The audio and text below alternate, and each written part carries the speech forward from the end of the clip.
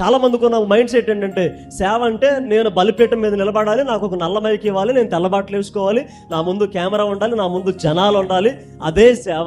ఎవరు చెప్పారు నీకు ఇది సేవ అని? దీనికి ముందు ఉంది అసలైన సేవ.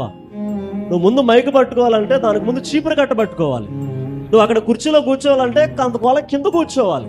బాత్రూములు క్లీన్ చేయాలి.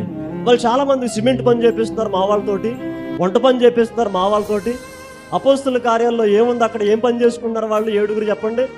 భోజన పరిచర్య చేస్తున్నారా? సర్వింగ్ పరిచర్య? వాళ్ళని దేవుడు వాడుకోలేదా? పరిచర్య అంటే వెళ్ళంగానే తెల్లబట్టలు కుట్టించి ఇచ్చేసేయాలి ఆత్మీయ తల్లిదండ్రులు, మైక్ ఇచ్చేసేయాలి, యూట్యూబ్లో ఒక తమ్మునేలు పెట్టేసి వాళ్ళని ప్రమోట్. ఇదా పరిచర్య అంటే? గ్రౌండ్ లెవెల్ నుంచి రావాలి. ఆ పునాది ఎవరికి అక్కర్లే, ఆ నిర్మాణమే కావాలి.